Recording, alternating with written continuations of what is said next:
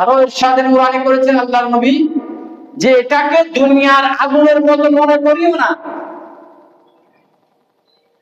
দুনিয়ার আগুনের চেয়ে 70 গুণ উত্তপ্ত এবং তেজ বেশি কষ্টদায়ক হবে। দুনিয়ার আগুনে আমরা হাত রাখতে পারবো না।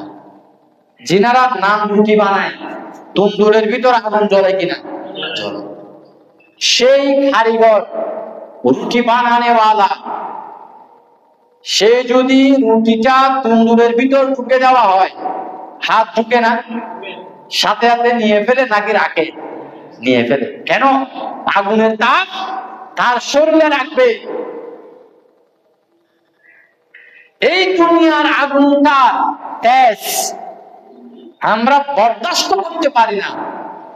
গা জ্বলে যায়, পুড়ে যায়, ক্ষত হয়ে যায়। আর যেখানে 70 গুণ বেশি হবে, আল্লাহ রাব্বুল আলামিন কালাম পাকের মধ্যে ইরশাদে নুরানি করেছেন সে জাহান্নামের আগুন জ্বালানো হবে ওয়াকুলুহান নাস ওয়াল হিজারা। আল্লাহ রাব্বুল আলামিন বলেন সে আগুন জ্বালানো হবে মানুষ এবং পাথর দিয়ে। সেই জাহান্নামের আগুন থেকে বাঁচার জন্য আল্লাহর মাহবুব সাল্লাল্লাহু আলাইহি ওয়াসাল্লাম আমাদেরকে কতগুলো আমল দিয়েছেন যেগুলো আমরা করতে রাজি না।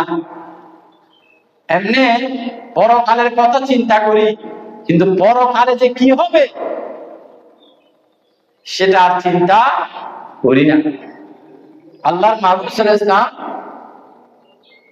আমাদেরকে আমল দিয়েছেন। আল্লাহ রাসূল বলেন তোমরা সবসময় আল্লাহর দরবারে ওই জাহান্নামের আগুন থেকে পানা চাও।